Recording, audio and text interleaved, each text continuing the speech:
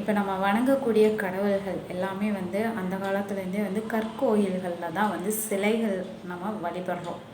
அந்த சிலைகளுக்கு என்ன மாதிரி உருவம் இருக்கும், என்ன நிறம் இருக்குது, கடவுளாக நம்ம வழிபடக்கூடிய ஆண்டவன் கடவுளுக்கு பெண் தெய்வமாக இருந்தாலும் சரி, இல்லை ஆண் தெய்வங்களாக இருந்தாலும் சரி, இவங்க எல்லாருமே வந்து என்ன கலரில் இருப்பாங்க அப்படிங்கிறது வந்து யாருக்குமே தெரியாது.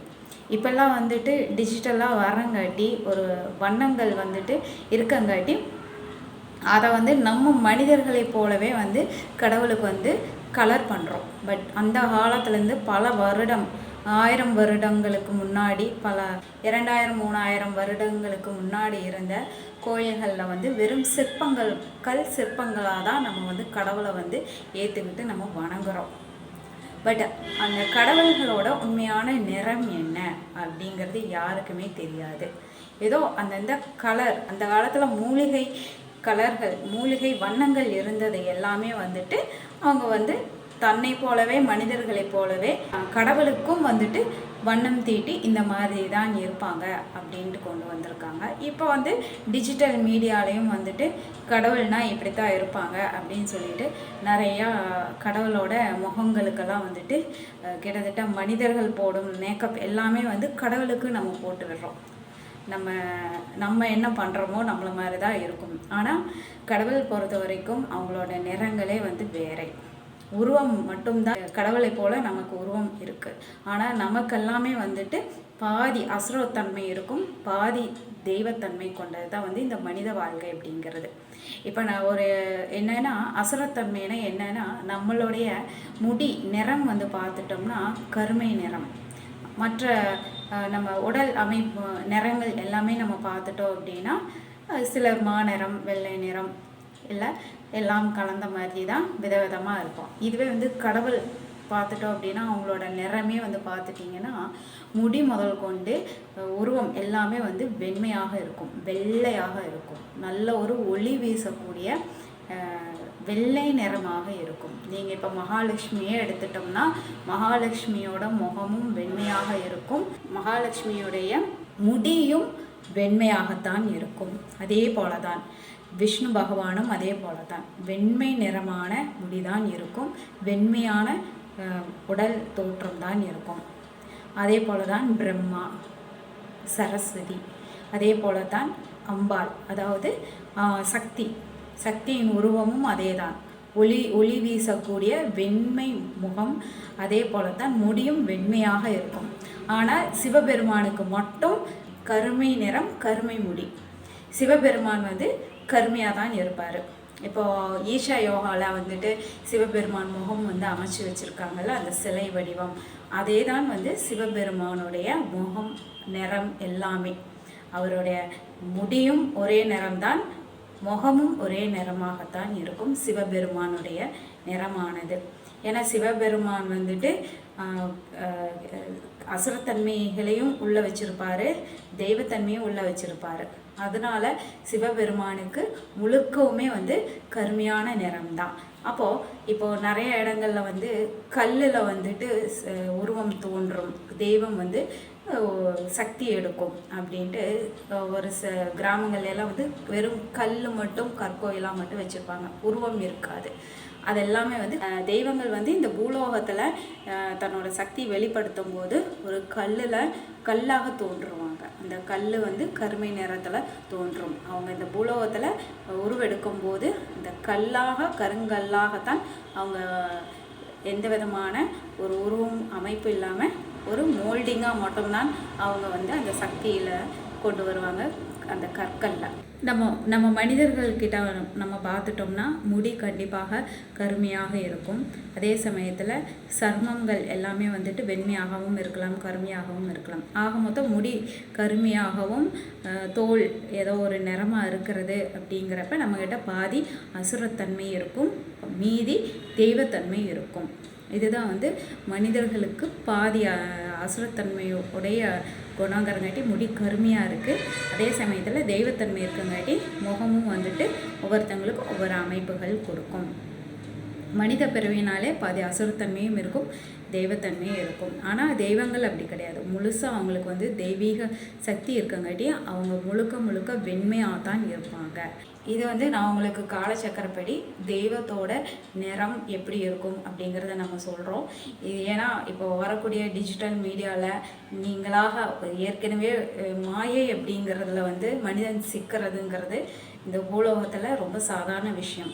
இன்னும் மேலும் தெய்வத்தை உணர்ற அப்படின்னு சொல்லிட்டு நீங்கள் வந்து அந்த மீடியாவில் இல்லை கடவுள் வந்துட்டு நீங்கள் ஃபோட்டோவெல்லாம் பார்க்கும்போது உண்மையாலுமே வந்து கடவுளுக்கு வந்து கருமை நிறம் முடி கிடையாது.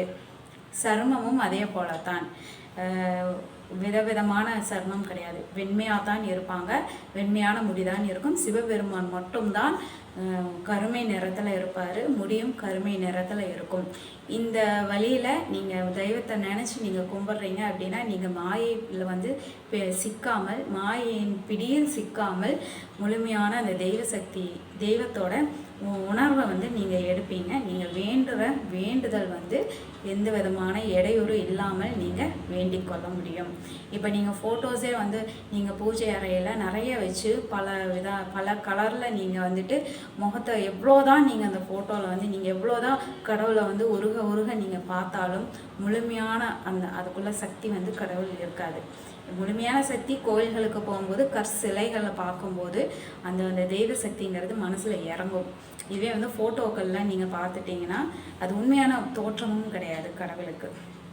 அதுக்கு அந்த கடவுளோட தோற்றத்துக்கு ஃபுல்லாக நம்ம வந்து கலர் அடித்து வச்சுருப்பாங்க. அதுவே நீங்கள் டெய்லியும் பார்த்து இதுதான் கடவுள்னு உங்கள் மனசில் பதிய மாயையை வந்து நீங்கள் டெய்லியும் உங்களுக்குள்ளே எடுத்துக்கிறீங்க. மாயைக்குள்ளேயே தான் டெய்லியும் நீங்கள் சிக்கிறீங்க. அதனால் நீங்கள் வந்து வழிபடுறதுக்கு முக்கியமாக சிவபெருமான் வந்து சிவலிங்கத்தில் இருப்பார். அந்த சிவலிங்க வடிவத்தவே வந்து நீங்கள் மனசில் நினச்சிட்டு நீங்கள் வழிபடலாம். அதை மீறி நீங்கள் உருவத்தில் நீங்கள் வழிபடுறீங்க அப்படின்னா நீங்கள் ஃபோட்டோஸை பார்க்குறத விட வீட்டிலேருந்து பூஜை அறையில் ஃபோட்டோஸை பார்த்து கும்பிட்றத விட கோயிலில் போய் சிலைகளை பார்த்து நீங்கள் கும்பிடுங்க. அதுவும் இல்லை அப்படின்னா சில நேரங்களில் நீங்கள் முழுசாக ஃபோட்டோவில் வடிவமைச்ச அந்த கலருக்குள்ளே இருக்கக்கூடிய தெய்வத்தை நீங்கள் முழுசாக இறங்கி நீங்கள் பார்க்குறது அப்படின்னா மாயைக்குள்ளே நீங்கள் சிக்குவீங்க. அப்போ நீங்கள் நினைக்கிற கோரிக்கை கண்டிப்பாக முழுசாக அதெல்லாம் நிறைவேறாது. நீங்கள் நினச்சிட்டே இருப்பீங்க, பிரார்த்தனை வச்சுட்டே தான் இருப்பீங்க, ஆனால் அது நிறைவேறாது. இதுவே நீங்கள் கோயிலில் போய் பிரார்த்தனை வைக்கிறீங்க அப்படின்னா கடவுள் சிற்பங்களை பார்த்து நீங்கள் வைக்கும்போது தான் உங்களுக்கு வந்துட்டு இந்த பிரார்த்தனை சரியாகும். உங்களுக்கு கண்ணுக்கு தெரியக்கூடிய பல கலராக தெரியக்கூடிய விஷயங்கள் எல்லாமே வந்து மாயை. உண்மையான விஷயம் தெய்வ சக்தினா ரொம்ப வெளிச்சமாக இருக்கும், பளிச்சுன்னு இருக்கும், வெண்மை நிறத்தில் தான் இருக்கும். அப்போ எப்போவுமே வந்து நீங்கள் வெளிச்சம் விளக்கு தீபத்தை வச்சு கூட நீங்கள் வழிபடலாம். வீட்டில் கும்பிட்றவங்களா இருந்தீங்க அப்படின்னா, இல்லைன்னா கோயிலுக்கு போனாலும் தீபம் ஏற்றலாம். இதுதான் வந்து மாயைக்குள்ளே இல்லாத நீங்கள் தெய்வ சக்தியை வந்து வழிபடுறது. மற்றபடி நீங்கள் தெய்வத்தை வந்து பல கலராக நீங்கள் தீட்டின ஃபோட்டோஸ் எல்லாம் வச்சு நீங்கள் என்ன தான் வழிபட்டாலும் உங்களுக்கு அதுலேருந்து நீங்கள் உருகி அந்த ஃபோட்டோக்கள் கலராக வண்ணம் தீட்டின அந்த ஃபோட்டோக்களை பார்த்து தான் தெய்வம் நினச்சி நீங்கள் கும்பிட்றீங்கன்னா மாயைக்குள்ளே போயிட்டே தான் இருப்பீங்க. நீங்கள் தெளிவான வாழ்க்கைக்குள்ளே வரமாட்டீங்க. உங்களுக்கு என்ன நடக்க போகுது அப்படிங்கிற விஷயங்களை வந்து உங்களால் புரிஞ்சுக்கவே முடியாது. ஸோ இதான் நான் வந்து உங்களுக்கு சொல்லக்கூடிய தகவல். நீங்கள் தெய்வத்தை வழிபடக்கூடிய முறையை வந்து நல்லா மாற்றிக்கோங்க. ஃபோட்டோஸில் வந்துட்டு முழுமையாக நீங்கள் கான்சன்ட்ரேட் பண்ணாதீங்க. ஃபுல்லாக நீங்கள் கோயிலில் இருக்கக்கூடிய சிலைகளை சிலைகள், கருங்கல் சிலைகளை வந்து நீங்கள் மனசில் வச்சு நீங்கள் கும்பிடுங்க. அதே சமயத்தில் நீங்கள் எந்த மகாலட்சுமி நினச்சாலும் சரி, இல்லை சக்தியை நினச்சாலும் சரி, இல்லை சரஸ்வதியை நினச்சாலும் சரி, அவங்க முக அமைப்புகள் எல்லாமே வந்து வெண்மை நிறத்தில் இருக்கும். அவங்க முடிகள் எல்லாமே வந்துட்டு வெண்மை நிறமான முடிகளாக தான் இருக்கும். அந்த மாதிரி நீங்கள் நினச்சிட்டுமே நீங்கள் வழிபடுங்க. அப்போ வந்து உங்களுக்கு இன்னுமே வந்து நீங்கள் நினச்ச காரியங்கள் நல்ல ஒரு தெளிவாக நடக்கிறத நீங்கள் உணருவீங்க. நம்ம காலச்சக்கர ஜோதிட நிலையத்தில் எப்போவுமே காலச்சக்கர முறையில் ஜாதகம் பார்த்து தரப்படும் சிவனுடைய சக்கரத்தில். அதே சமயத்தில் கேரள மாந்திரீக பரம்பரையான நாங்கள் கேரள மாந்திரீகம் பல பிரச்சனைகளுக்கு, நல்ல விஷயங்களுக்கும், தொழில் வளர்ச்சிகளுக்கும் எல்லாமே செய்து தந்து கொண்டிருக்கிறோம்.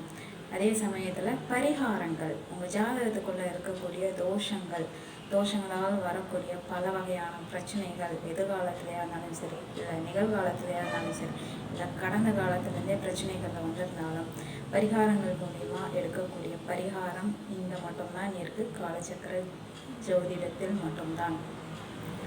அதனால் இதுக்கு எல்லாத்துக்குமே நீங்கள் ஃபுல் டீட்டெயில்ஸ் ஆன்லைனில் அப்பாயின்மெண்ட் வாங்கிட்டு நீங்கள் கேட்டு உங்களுக்கு என்ன தேவைங்கிறது புக் பண்ணி வாங்கிக்கோங்க. கொரியர் மூலியமாகவும் வாங்குங்க, இல்லைன்னா நேரில் வந்து உங்களுக்கு தேவையான விஷயங்கள் எல்லாமே நீங்கள் கேட்டு வாங்கிக்கலாம். நன்றி நேயர்களே. நம்ம சேனலை சப்ஸ்கிரைப் பண்ணுங்கள், லைக் பண்ணுங்கள், देवराज सेव्यमान पावनांघ्रि पंकजम्